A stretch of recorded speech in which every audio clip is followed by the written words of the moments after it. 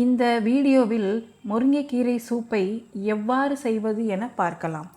முதலில் அதற்கு தேவையான பொருட்கள்: முருங்கைக்கீரை ஒரு கைப்பிடி, பால் 100 ml, தேங்காய்பால் 100 ml, சோள மாவு 1 தேக்கரண்டி, பெரிய வெங்காயம் 2, பச்சை மிளகாய் 2 நீல வாக்கில் நறுக்கியது, மிளகுத்தூள் அரை தேக்கரண்டி, சோம்பு அரை தேக்கரண்டி, லவங்கப்பட்டை 1 துண்டு, நெய் 1 மேஜை கரண்டி, கருவேப்பிலை தேவையான அளவு, உப்பு தேவையான அளவு, தண்ணீர் தேவையான அளவு.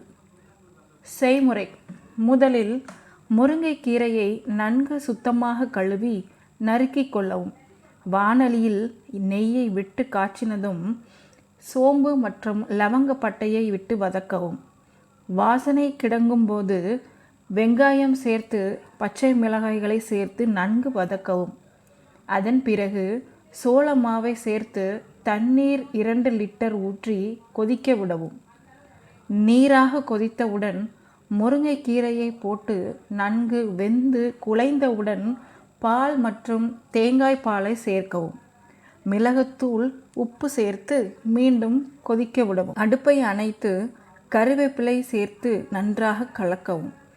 உங்கள் ஆரோக்கியத்திற்கு சிறந்த இந்த முருங்கைக்கீரை சூப் தயார். நன்றி.